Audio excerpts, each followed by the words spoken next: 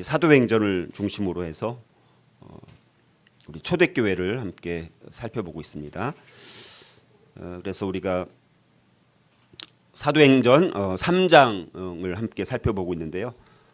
그래서 우리가 이 나면서부터 못 걷게 된 사람의 치유를 통해서 우리가 다른 사람을 전인격적으로 어떻게 바꿔 놓을 수 있는지, 그 놀라운 기적을 경험하려면 우리가 어떻게 해야 되는지를 우리가 지난주에 4가지를 살펴봤었습니다. 그래서 오로지 기도에 힘쓰는 삶, 우리가 하나님 앞에 쓰임받고 다른 이들을 우리가 바꿀 수 있는 능력을 경험하고 체험을 하려면 먼저 우리가 기도에 힘쓰는 삶이 있어야 합니다. 두 번째는 다른 이들을 바라볼 때 긍휼의 마음, 그렇죠?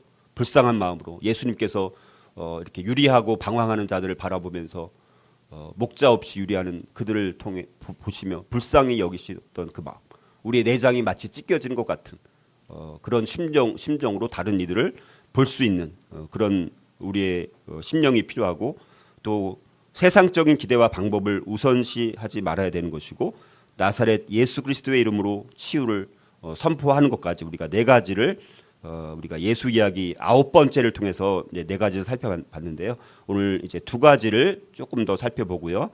그리고 또 우리가 어떻게 새로운 우리 피조물이 되어서 복받는 또 삶을 살 것인가, 그 부분들을 또 이렇게 함께 살펴보도록 하겠습니다. 이제 초대교회 이야기 오늘 10번째인데요. 사도행전 3장 11절에서 26절인데요. 베드로의 이제 2번째 설교, 우리 사도행전에 베드로의 설교가 5번 나오는데 그 중에서 이제 2번째 설교를 우리 함께 오늘 살펴보게 됩니다. 그 베드로의 설교가 어떤 설교였는지 11절에서 26절까지가 바로 베드로의 2번째 설교인데요. 같이 한번 천천히 읽겠습니다. 자, 시작. 나은 사람이 베드로와 요한을 붙잡으니 모든 백성이 크게 놀라며 달려나아가 솔로몬의 행각이라 불리우는 행각에 모이거늘 베드로가 이것을 보고 백성에게 말하되, 이스라엘 사람들아, 이 일을 왜 놀랍게 여기느냐? 우리 개인의 권능과 경건으로 이 사람을 걷게 한 것처럼 왜 우리를 주목하느냐? 아브라함과 이삭과 야곱의 하나님, 곧 우리 조상의 하나님이 그의 종 예수를 영화롭게 하셨느니라. 너희가 그를 넘겨주고 빌라도가 놓아주기로 결의한 것을 너희가 그 앞에서 거부하였으니, 너희가 거룩하고 의로운 일을 거부하고 도리어 살인한 사람을 놓아주기를 구하여 생명의 주를 죽였도다. 그러나 하나님이 죽은 자 가운데서 그를 살리셨으니 우리가 이 일의 증인이라. 그 이름을 믿음으로 그 이름이 너희가 보고 아는 이 사람을 성하게 하였나니, 예수로 말미암아 난 믿음이 너희 모든 사람 앞에서 이같이 완전히 낫게 하였느니라. 형제들아, 너희가 알지 못하여서 그리하였으며 너희 관리들도 그리한 줄 아노라. 그러나 하나님이 모든 선지자의 입을 통하여 자기의 그리스도께서 고난 받으실 일을 미리 알게 하신 것을 이와 같이 이루셨느니라. 그러므로 너희가 회개하고 돌이켜 너희 죄 없이 함을 받으라. 이같이 하면 새롭게 되는 날이 주 앞으로부터 이를 것이요, 또 주께서 너희를 위하여 예정하신 그리스도 곧 예수를 보내시리니, 하나님이 영원 전부터 거룩한 선지자들의 입을 통하여 말씀하신 바 만물을 회복하실 때까지는 하늘이 마땅히 그를 받아두리라. 모세가 말하되, 주 하나님이 너희를 위하여 너희 형제 가운데서 나 같은 선지자 하나를 세울 것이니 너희가 무엇이든지 그의 모든 말을 들을 것이라. 누구든지 그 선지자의 말을 듣지 아니하는 자는 백성 중에서 멸망받으리라 하였고, 또한 사무엘 때부터 이어 말한 모든 선지자도 이때를 가리켜 말하였느니라. 너희는 선지자들의 자손이요, 또 하나님이 너희 조상과 더불어 세우신 언약의 자손이라. 아브라함에게 이르시기를 땅 위의 모든 족속이 너희 씨로 말미암아 복을 받으리라 하셨으니, 하나님이 그 종을 세워 복 주시려고 너희에게 먼저 보내사 너희로 하여금 돌이켜 각각 그 악함을 버리게 하셨느니라. 아멘. 예.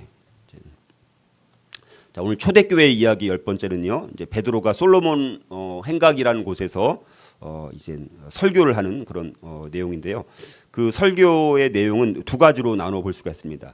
구원자를 죽인 이스라엘 그 기적에 대한 이제 설명을 하게 되는 거예요. 그러니까 지금 나면서부터 못 걷게 된 사람을 고친 사건이 있었잖아요, 그렇죠?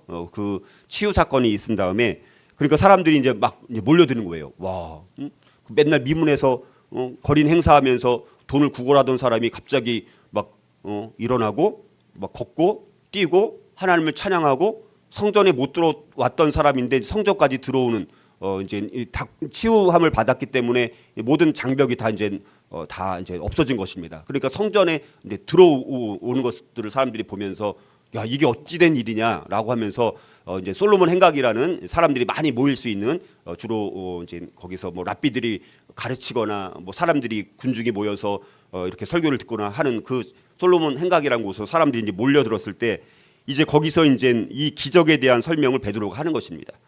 그리고 이제 그 다음에 죄 사함으로 사람들을 이제 초청하는 거예요. 그래서 회개를 촉구하면서 결국 그들이 예수님을 믿고 이제 새로운 피조물이 되어서 이제 하나님의 백성이 될 수 있도록 이제 권면한 그런 설교라고 볼 수가 있습니다. 자, 그래서 이제 사도들의 설교, 우리 이 사도행전은 사도행전, 그렇죠? 사도행전, 사도행전이라는 게 무슨 뜻입니까? 사도행전, 사도들의 행적을 기록한 책이란 뜻이잖아요, 그렇죠? 근데 우리 그러다 보니까 사도행전은 사도들의 이제 행적이라는 것은 주로 우리가 어떤 사역을 하거나 어떤 일을 하거나 이런 걸 중심으로만 생각을 하는데, 그런데 이제 사도행전은 사도들의 행적만 기록된 게 아니라 사도들의 많은 설교도 이제 포함되어 있다라는 것을 기억하는 것이 중요합니다. 그러니까 사도행전은 행적과 더불어서 이 설교, 이 두 가지가 사도행전의 큰 축을 이룬다라고 이제 볼 수가 있습니다. 그래서 이 베드로의 설교가 이제 크게 5번이 나오고 또 이제 스데반 집사의 설교도 나오고 또 야고보의 설교도 나오고 또 사도 바울의 설교, 그러니까 설교가 거의 한 전체의 25%에 해당되는 부분이 사도행전입니다. 그러니까 4분의 1이 뭐라고요? 설교. 이렇게 설교하는 내용이 무려 4분의 1이기 때문에 이 중요한 베드로를 통한 스데반 집사, 야고보, 사도 바울, 정말 중요한 신약의 주인공들 아닙니까? 그분들의 설교의 메시지가 뭔가, 우리가 이거를 관찰 있게 관심 있게 보는 것이 사도행전이 우리에게 주는 메시지를 이해하는데 상당히 중요한 포인트라고 이제 볼 수가 있습니다. 자, 그래서 우리가 이거 한번 설명드린 적이 있는데 다시 한번 간단하게 복습을 하면 사도들의 설교, 특별히 이제 베드로의 5번의 설교가 있는데 첫 번째 우리가 이건 살펴봤었습니다. 그렇죠? 사도행전 2장에서 이제 성령 강림으로 인해서 사람들이 많이 몰려든 거예요. 그렇죠? 그래서 막 여러 나라 이방에서 온 유대인들이 이제 이 오순절 때문에 사람들이 많이 이제 모여가지고 이제 마가 다락방에서 이제 성령 체험이 있고 성령의 이제 강림 사건을 통해서 이제 사람들이 막 이 정말 무식한 말로 알았던 사람들이 막 자기들 언어로 막 여러 나라 말로 언어로 막 설교도 하고 뭐 말씀을 막 간증하고 뭐 이렇게 하는 거를 보고 막 놀라가지고 사람들이 모였을 때 이제 그때 이제 베드로가 설교를 한 적이 있고요. 자, 두 번째 설교가 이제 오늘 우리가 나오는 부분, 나면서 못 걷게 된 일을 치유한 결과로 인해서 사람들이 또 이게 어쩐 일이냐, 저 거린 같은 사람이 갑자기 막 일어나 걷고 찬양하고 성전에 못 들어왔던 자가 갑자기 성전까지 들어오면서 이 엄청난 이 일이 과연 뭔가 이제 궁금해가지고 막 이 사람들이 기적을 체험한 다음에 솔로몬 행각이라는 곳에 사람들이 모여들었을 때 이제 베드로가 또 설교를 하는 것이 오늘 두 번째 설교에 해당되는 거고요. 그래서 오늘 이 부분을 우리가 살펴보는 것입니다. 예, 그리고 뭐 세 번째, 뭐 네 번째, 이거 나중에 또 그때 나오면 또 설명드리도록 하고요. 이렇게 5번의 설교가 있는데 오늘 그 두 번째 설교에 해당되는 부분들을 오늘 이제 간략하게 함께 이제 살펴보는 시간입니다. 자, 그래서 초대교회 이야기 다시 10번째로 돌아와서 이제 베드로가 솔로몬의 행각이라는 곳에서 설교를 하는 내용입니다. 그래서 이 두 번째 설교, 이제 우리가 아까 말씀드렸던 것처럼 나면서 못 걷게 된 사람이 이제 걷게 되면서 치유의 결과로 인해서 사람들이 이제 모여들게 됩니다. 그래서 그것을 이제 함께 이제 설명을 하고 그리고 이제 그런 예수님을 믿도록 권유하는 그런 설교가 이제 베드로의 두 번째 설교에 해당이 된다고 볼 수 있습니다. 자, 근데 그래서 이건 두 가지로 나눠 볼 수가 있습니다. 아까 이제 말씀드렸던 것처럼 이제 이 기적에 대한 설명을 하는 거예요. 이 기적이 도대체 어떻게 왜 일어난 것인가? 이거를 이제 설명하는 내용이 사도행전 3장 11절에서 16절이고 나머지 17절부터 해서 마지막까지는 이제 예수님을 이제 믿도록 그분이 어떤 분인지를 증거하면서 이제 믿도록 권면하는 그렇게 두 가지로 이 베드로의 설교는 두 파트로 이렇게 나눠 볼 수가 있는데 이 첫 번째 파트를 먼저 살펴보면요. 그래서 요거는 그래서 이 부분은 이제 우리가 지난주에 살펴봤던 이 다른 사람을 전인격적으로 바꿔놓을 수 있는 놀라운 기적을 경험하는 삶과 연결되는 부분입니다. 왜냐하면 이 기적이 일어나기 전까지의 내용도 중요하지만 기적이 일어나고 나서 이들이 어떤 태도를 갖느냐 이게 중요한 거예요. 만약에 기적을 행하고도 자기들이 영광을 하나님이 받을 영광을 자기들이 받고 막 이렇게 그런 사람들이었다면 어쩌면 그 앞에 있는 아니면 그런 이 나면서부터 못 걷게 된 사람을 고치지 않았을지도 몰라요. 하나님께서. 근데 이제 베드로와 요한이 그들을 치유하고 나서 그들이 어떤 태도였는가를 보니까 그러니까 기적이 일어날 만했네. 이렇게 이제 생각될 만한 그런 내용이기 때문에 기적의 전후와 다 관련 있게 봤을 때 우리가 다른 사람을 전인격적으로 바꿔놓을 수 있는 그 기적을 경험하려면 기적이 일어나기 전과 후에 이 요소들이 다 있을 때 가능하지 않을까 이렇게 이제 정리를 한번 해보는 것입니다. 그래서 네 가지는 살펴봤었고 그거는 기적이 일어나기 전에 기도와 뭐 긍휼히 여기는 마음과 뭐 나사렛 예수 그리스도의 이름으로 선포하는 거 뭐 이런 분들 기적이 일어나기 전이었죠. 요건 기적이 일어나고 난 다음에 기적을 일으켰던 그 도구, 그렇죠? 하나님의 수단, 하나님의 도구로 쓰임 받았던 사람의 태도가 어떤 태도가 되어야 하는가에 초점을 맞췄을 때 두 가지를 더 살펴볼 수가 있는 것입니다. 자, 두 번째는 이제 다섯 번째는 자기 부정과 겸손이 있어야 된다. 기적을 행하고 났을 때 엄청난 치유가 일어났습니다. 그 다음에 그 기적의 도구로 쓰임 받았던 사람의 태도는 그 중에 첫 번째는 자기 부정과 겸손이 있어야 된다는 것입니다. 자, 우리가 기적과 같은 그 놀라운 일들이 우리 삶과 우리 사역 가운데 발생했을 때 그 기적으로 인한 영광을 누가 받아야 되는가라는 문제입니다. 그 기적이 일어났을 때 그 기적은 뭐 때문에 일어났느냐? 누구에게 영광을 돌리기 위해서? 하나님께 영광을 돌리기 위해서라는 것이잖아요. 그렇죠? 그래서 우리가 근데 이런 부분들을 조심해야 되는 부분이 우리 정치인들도 보면 대중들한테 좋게 보이려고 막 조직을 고용해서 자기를 이제 드러내고 이제 포장하지 않습니까?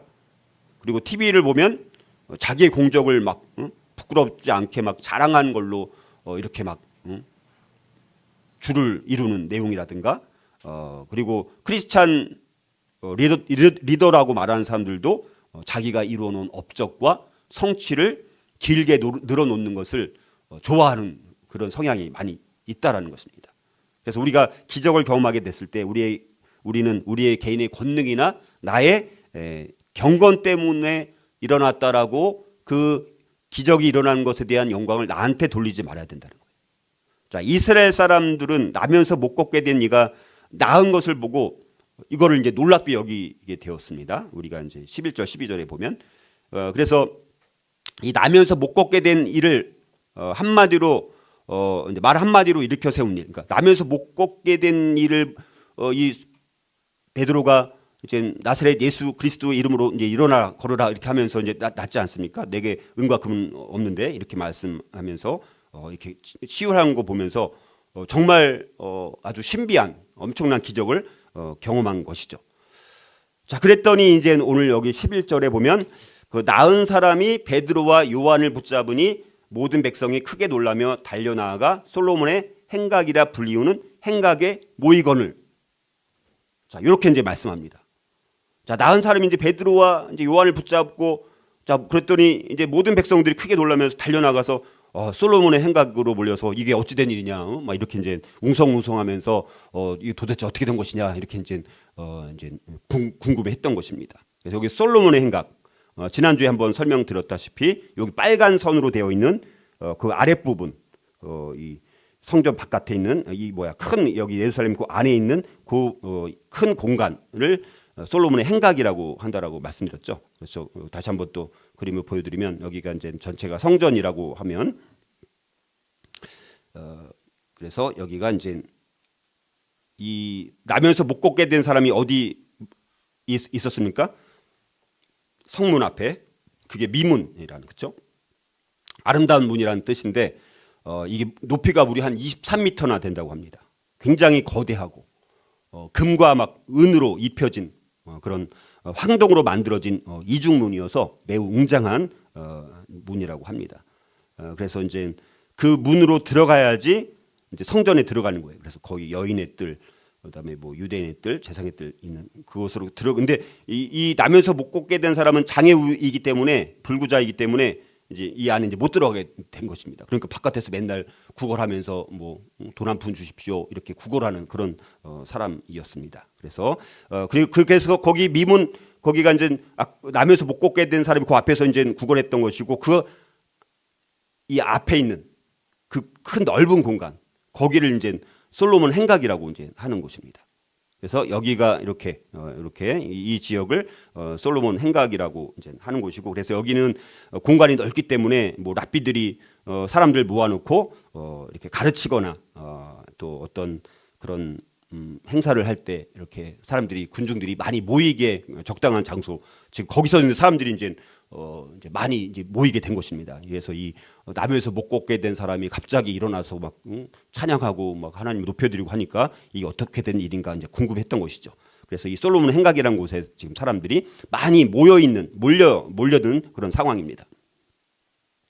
그랬더니 이제 베드로가 그러면 어떻게 이 많이 몰려들은 사람들을 향해서 우리 같았으면 어땠을까요? 내가 참 내 권능이 있어갖고 이 나면서 못 걷게 된 사람을 막 갑자기 말 한마디 했더니 막 이제 치유가 된 거예요. 그래서 사람들이 이제 베드로와 지금 요한의 이제 궁금해가지고 다 이제 참 대단한 일이다 막 이렇게 이제 지금 웅성웅성하고 있는 그런 상황입니다. 그런데 베드로가 말한 게 뭡니까? 우리 12절 같이 한번 읽어보겠습니다. 자, 시작. 베드로가 이것을 보고 백성에게 말하되 이스라엘 사람들아 이 일을 왜 놀랍게 여기느냐? 우리 개인의 권능과 경건으로 이 사람을 걷게 한 것처럼 왜 우리를 주목하느냐? 자, 이렇게 이제 베드로가 말을 하고 있다는 거예요. 왜 이를 놀랍게 여기느냐, 당신들? 왜 우리를 주목하느냐라고 반문하고 있다는 것입니다. 자, 치유 불가능한 정말 나면서부터, 그러니까 뭐 다쳐서 그런 것도 아니고 아예 나면서부터 못 걷게 된 사람입니다. 자, 그 사람을 위대한 권능과 능력으로 완치시켜 놓은 것 아닙니까? 그러면서 말하는 게 뭡니까? 내가 한 게 아니야. 난 아무것도 한 것이 없어. 라고 자기 부정, 자기 부인, 자, 겸손을 지금 보여주고 있다는 것입니다. 왜 우리를 주목하느냐라는 이 베드로의 반문 속에는 자기의 능력으로 한 것이 아니다라는 것을 분명하게 솔직하게 드러내고 고백하고 있는 겸허함의 겸손의 모습이 드러나 있다라는 것입니다. 우리가 아침에 잠깐 보이다가 사라지는 안개 같은 존재인 우리가 하나님 앞에서 우리가 자랑할 게 과연 있는가라고 우리 자신 한번 돌아봐야 되는 것이죠. 우리가 그리스도인들끼리 얘기하면서 자기 자랑하다가 끝나는 대화, 자기 자랑하다 끝나는 교제, 이런 교제는 그런 사람과 우리가 교제하면 다음에 또 만나고 싶을까요? 만나고 싶지 않습니다. 자기 부정을 하고 겸손을 하고 하나님께 영광을 돌리고 겸허하게 내가 한 것이 아니다라고 오직 주님께서 한 것이다라고 그렇게 진심을 담아서 고백하는 그런 성도를 우리도 좋아하는 것처럼 세상 사람들도 마찬가지입니다. 그리스도인이라고 만나봤더니 자기 자랑만 하고 끝나는 거예요. 그리고 자기 말만 하고 끝나. 그러면 다시는 여러분들 교회 다니는 사람 만나고 싶을까요? 그렇지 않다는 것입니다. 자, 그리고 우리는 하나님 앞에서 어떤 것도 자랑할 것이 없는 사람들이라는 것이고, 예수님도 제자들한테 기적이 일어났을 때 어떻게 반응해야 되는지 스스로 예수님께서도 모범을 보이시면서 예수님은 기적 자체에 관심을 기울이지 말라고 말씀을 하시고, 예수님도 수많은 유혹 가운데서 자기의 명예와 특권을 구하지 않았던 삶을 우리가 잘 알고 있지 않습니까? 치료라는 엄청난 하나님의 권능의 역사라는 것은 우리 개인의 권능으로 일어나지 않고 개인의 경건으로도 나타나지 않는다. 내가 경건하게 맨날 살았으니까 나는 더 특별히 기적을 일으키는 주인공이야. 뭐 이렇게 생각할 수 있지 않습니까? 그리고 우리도 어떤 사람은 저 사람은 능력이 있는 목사야. 예를 들어서 뭐 그 목사에게 자꾸 집중하고 목사에게 초점을 맞추거나 그리고 그 목사도 보니까 은근히 자기를 자랑하고 자기는 능력이 많다 뭐 이런 식으로 이렇게 자랑하고 이런 거는 물론 능력을 일으킬 수 있지만 하나님이 결코 기뻐하지 않는 거예요. 그건 자기 영광으로 끝나는 것입니다. 어떤 일을 하더라도 하나님께 영광을 돌리고 내가 한 것이 아니다. 나는 하나님께서 특별하게 기적을 행하셨기 때문에 나는 그냥 아주 작은 한낱 도구에 불과하다. 이런 식으로 우리가 자꾸 말을 해야 된다라는 것입니다. 여기 분명히 말하잖아. 우리의 개인의 권능으로 나타나는 것도 아니고 개인의 경건으로도 나타난 게 아니야. 왜 너네들 나를 주목해? 하나님을 주목해야지. 이 기적을 일으키신 하나님을 주목해야 되지 않는가라고 이렇게 겸손하게 나아가고 있는 베드로와 이 요한의 모습을 우리가 보게 됩니다. 그러니까 그러니까 이런 자기부정과 겸손이라는 정말 이 모습을 태도를 갖고 있는 것을 하나님이 아셨기 때문에 이 나면서부터 못 걷게 된 사람을 치유하는 기적을 하나님께서 일으키지 않았을까? 우리가 그렇게 한번 유추해서 우리가 묵상해 볼 수 있다라는 것입니다. 자, 그 다음에 이제 또 다른 사람을 전인격적으로 바꿔놓을 수 있는 놀라운 기적을 경험하는 삶 어떻게 살 수 있을까요? 6번째는요. 그래서 결국은 모든 영광을 주님께 돌려야 된다. 모든 영광을 다 주님께 돌려. 왜 우리를 주목하느냐? 그렇게 자기를 부정하고 겸손하게 자신을 낮추었던 베드로가 그 다음에 한 말을 보면 13절부터 쭉 보면 베드로는 누구를 증거하냐면 예수 그리스도를 증거합니다. 이제 나를 주목하지 말라.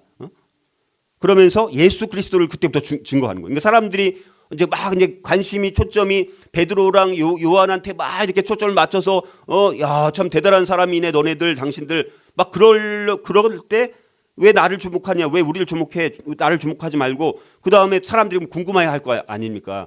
그러니까 우리도 항상 사람들한테 대화를 하거나 어떤 일을 행했을 때 우리는 우리에게 자꾸 초점을 맞추기를 원하잖아요. 근데 결국 곧바로 베드로가 하는 말이 뭡니까? 누구를 증거하기 시작해요? 예수 그리스도를 증거하기 시작했다는 것입니다. 사도들은 기적을 행할 능력이 예수 그리스도로부터 온다라는 것을 선포하고 있다는 것입니다. 13절부터. 그리고 베드로의 치료의 역사에 대한 결론의 메시지가 뭐냐? 예수 그 이름을 믿음으로 예수 그 이름이 너희가 보고 아는 이 사람을 성하게 하였다라고 선포하고 있다는 것입니다. 예수로 말미암아난 이 믿음이 이 모든 사람 앞에서 나면서 못 걷게 된 사람을 완전히 낫게 했다라고 예수 그리스도를 증거하고 있다는 것입니다. 예수님의 기적은 하나님의 권능을 나타내는 거예요. 그러니까 예수님의 기적 자체, 하나님께서 일으키시는 모든 기적은 누구의 권능을 나타낸다고요? 하나님의 권능을 나타내는 거예요. 지팡이, 우리가 뭐 어떤 이걸 가지고 우리가 어떤 뭔가 했을 때 이게 영광을 받는 게 아니잖아요. 이거를 하게 했던 그 사람이 영광을 받는 것처럼 이 베드로와 요한은 하나님의 그냥 단지 도구와 수단에 불과하다라는 것을 하면서 이제 예수 그리스도께 초점을 맞추게 하고 그것을 통해서 그 기적이 바로 하나님께 영광을 돌려야 된다라는 것을 분명히 베드로가 밝히고 있다라는 것을 우리가 알 수 있습니다. 세상의 모든 능력은 다 주님으로부터 온다라는 것입니다. 최고의 찬사와 영광을 우리 주님께로만 돌려야 된다라는 것이죠. 내 자신에게 결코 돌리지 말아야 된다는 것입니다. 근데 우리는 욕심이 있죠. 명예심, 영예심이 있습니다. 그래서 명예심에 눈이 어두워지면 어떻게 됩니까? 주께 돌아갈 영광을 중간에 가로채는 일들이 많이 있습니다. 누가 어떤 영광을 가로채는 사람 얼마나 얄미워요? 아니면 머리 좋네 이렇게 생각합니까? 얄밉잖아요.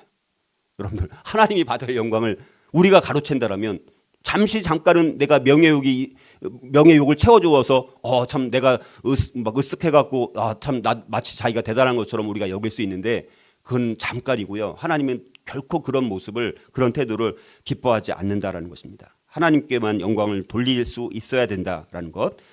그래서 사람들 하여금 우리 자신을 주목하게 하는 것이 아니라 오직 믿음의 주요 온전케 하시는 예수님을 예수 그리스도만을 바라볼 수 있도록 우리는 항상 다른 사람을 예수님께로 예수님 앞으로 데려가 주는 사람이에요. 우리가 영광을 받는 것이 아니라. 우리 홈스쿨링도 마찬가지죠. 우리 홈스쿨링에서 가장 중요한 부분은 뭐냐? 우리 자녀들이, 우리 부모가 하나님 앞에 나가고 예수님께로 나아가서 주님과 인격적인 관계를 맺고 친밀한 교제 가운데서 우리가 믿음으로 살아가는 것이 얼마나 축복이고 기쁨인지 그걸 아는 것처럼 우리 자녀들이 예수님 앞으로 가게 할 수 있다면 그것이 우리 홈스쿨링 교육의 성공이라고 우리가 할 수 있습니다. 우리 자녀들이 예수님 앞에 나아가서 예수님을 만나게 하는 것이 우리의 교육의 목적이 되어야 되는 것입니다. 마찬가지로 이런 기적을 행한 다음에도 마찬가지입니다. 그들의 모든 관심이 나한테 초점을 맞추는 것이 아니라 그 기적을 행하게 하신 그분께 우리가 초점을 맞추게 해야 된다라는 것입니다. 16절 그래서 그 이름을 믿음으로 그 이름이 너희가 보고 아는 이 사람을 성하게 하였나니 예수로 말미암아 난 믿음이 너희 모든 사람 앞에서 이같이 완전히 낫게 하였느니라라고 베드로는 분명히 선포하고 있다라는 것입니다. 자, 그래서 오늘 이제 두 가지를 더 살펴봐서 총 6가지를 우리가 살펴봤었습니다.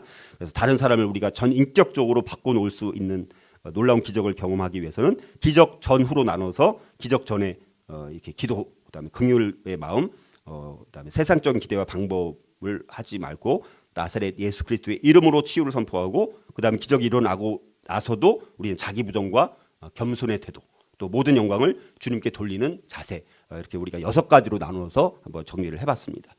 자, 그다음에 이제 그리고 나서 이제 베드로가 이제 이어서 또 설교를 하는 것이 이제 17절부터 이제 진행이 됩니다. 그러면서 죄 사함으로 초청하는 예수의 이름의 능력, 회개를 촉구하면서 그들이 이제 결국은 뭡니까? 이제 예수님을 결국 믿도록 하는데 초점을 맞추고 있는 베드로의 설교를 우리가 보게 됩니다.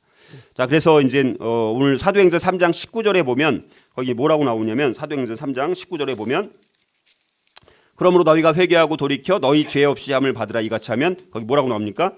새롭게 되는 날, 새롭게 되는 날, 새롭게 되는 날이 나오고 있고요. 25절, 26절도 보면 복 주시려고 거기 복을 받으리라. 그다음에 26절에 하나님이 그 종을 세워 복 주시려고, 복을 주시려고 이런 모든 것들을 행하는 이유가 복을 주시려고 한다라는 것입니다. 새롭게 되는 날.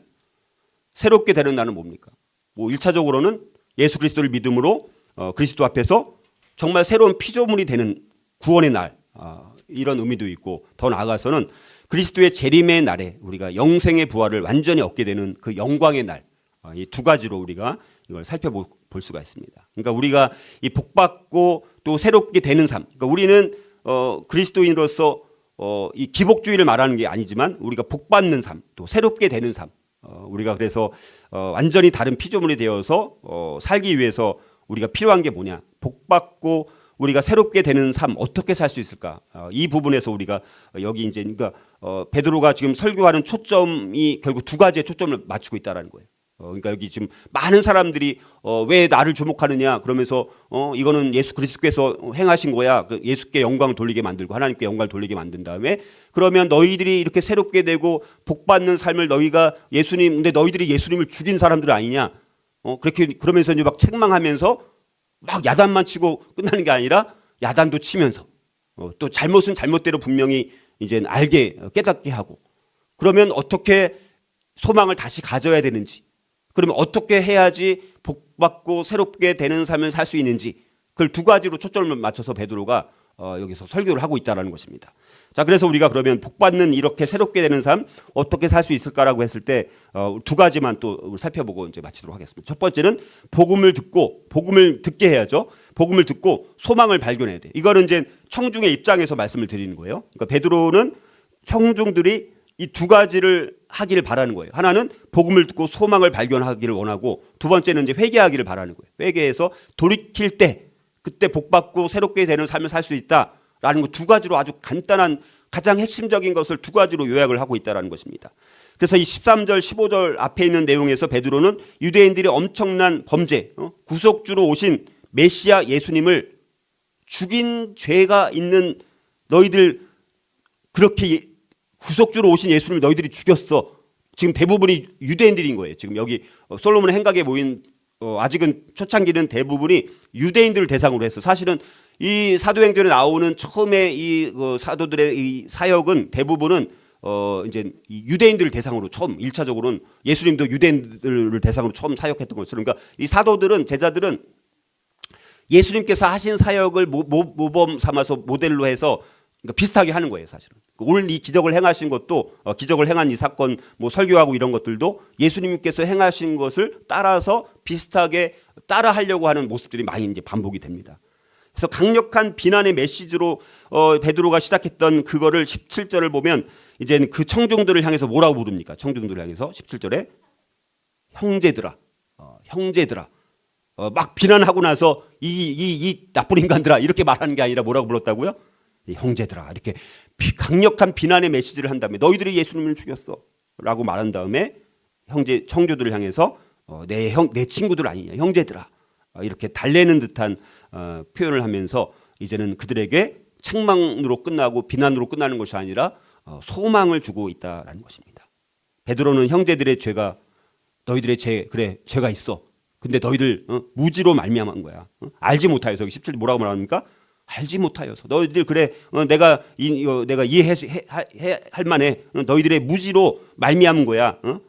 하나님께서 그들의 죄에도 불구하고 고난받는 그리스도를 통한 구원의 계획을 그럼에도 완성하고 계신다라는 것을 선포하면서 복음에 대해서 베드로가 더 완벽한 제시를 하고 있는 모습들을 보게 됩니다. 그래서 이 유대인들 그들의 행위가 관원들의 행위와 마찬가지로 알지 못하여서 그렇게 된 것이다라는 것을 인정을 하고 있다라는 것입니다. 그리고 18절에서 그러나 하나님이 모든 선지자의 입을 통하여 자기의 그리스도께서 고난받으실 일을 미리 알게 하신 것을 이와 같이 이루셨느니라라고 이제 말씀을 하고 있는 것을 보게 됩니다. 자, 그래서 예수께서 비천한 몫으로 오셔갖고 또 마구간에서 태어나셨고, 자, 근데 유대인들이 기대했던 메시아는 원래 어떤 메시아였습니까? 군사적인 메시아, 정치적인 메시아, 경제적인 메시아였습니다. 그렇죠? 그러니까 그래서 처음에는 막 호산나 다윗의 자손이요, 막 종려 나무 가지를 막 들고 예수님이 예루살렘에 입성했을 때 마지막 그 종려 주일 때 그 고난 주간 바로 전 그 주일날 종려 주일 때 막 그렇게 우리를 이제 이 로마 제국의 식민지로부터 해방시킬 자, 그리고 이제 군사적으로 우리를 완전히 또 해방시켜주고, 경제적으로 우리가 맨날 세금 내느라고 막 허덕이는데 우리를 경제적으로 해결해 주시고, 정치적인 메시아, 군사적인 메시아, 뭐 이렇게 막 환영을 했었는데, 뭐 알고 보니까 뭐 마구간에서 태어났고, 뭐 지금 거기다 당나귀를 큰 말을 타고 장군으로 입성하는 것이 아니라 아주 연약한 나귀 새끼를 타고 뭐 들어오고, 그리고 막 십자가에서 이제 죽는 거예요. 죽어버리는 거예요. 우리를 막 해방시켜주는 사람으로 알고 왔는데 믿었더니 근데 막 지금 십자가에서 그냥 처참하게 죽는 거예요. 온갖 손가락질, 멸시, 조롱, 이걸 다 받으면서 그래서 이제 그 예수님이 어떤 분인지를 정확히 이제 몰랐던 것이. 그러니까 몰랐던 것도 일정 부분 이제 맞는 것입니다. 그리고 23절에 보면 누구든지 그 선지자의 말을 듣지 아니하는 자는 백성 중에서 멸망받으리라, 이렇게 이제 말씀을 하면서 그 메시아 예수님이 어떤 분인지를 구약에 예언된 그 메시지로 예언의 성취로 오신 분인데, 그분은 너희들이 생각하는 그런 분이 아니다라고 말하면서 이제 예수님이 어떤 분인지를 이제 설명을 이제 해 주는 것입니다. 자, 두 번째는 이제 복 받는 새롭게 되는 사람도 어떻게 살 수 있을까? 두 번째는 회개하고 돌이켜야 된다라는, 회개하고 돌이켜야 된다. 자, 19절은 이렇게 말씀합니다. 그러므로 너희가 회개하고 돌이켜 너희 죄 없이 함을 받으라. 이같이 하면 새롭게 되는 날이 주 앞으로부터 이를 것이다. 이렇게 말씀하고요. 또 3장 26절도 보면 하나님이 그 종을 세워 복 주시려고 너희에게 먼저 보내사 너희로 하여금 돌이켜 각각 그 악함을 버리게 하셨느니라. 이렇게 이제 말씀을 하면서 너희들이 그렇게 죄를 범하고 또 그럼에도 불구하고 예수 그리스도께서 이제 너희들이 생각했던 그런 분이 아니고 너희들은 알지 못해서 그렇게 죄를 지었으니까 그걸 나도 이해한다. 그런데 예수님은 너희들에게 소망을 주시는 분이기 때문에 그분을 믿으면 되는데 어떻게 믿어야 되느냐? 이제 회개를 해야 된다. 회개해야지. 회개해야지만 새롭게 되는 날이 이를 것이다라고 이제 어쨌든 격려를 하고 있습니다. 왜냐하면 우리가 다 허물과 죄로 우리는 다 죽음에 이르는 존재들 아닙니까? 근데 우리가 다시 살아나기 위해서는, 회복되려면 반드시 우리가 해야 되는 절차가 뭡니까? 회개하는 것입니다.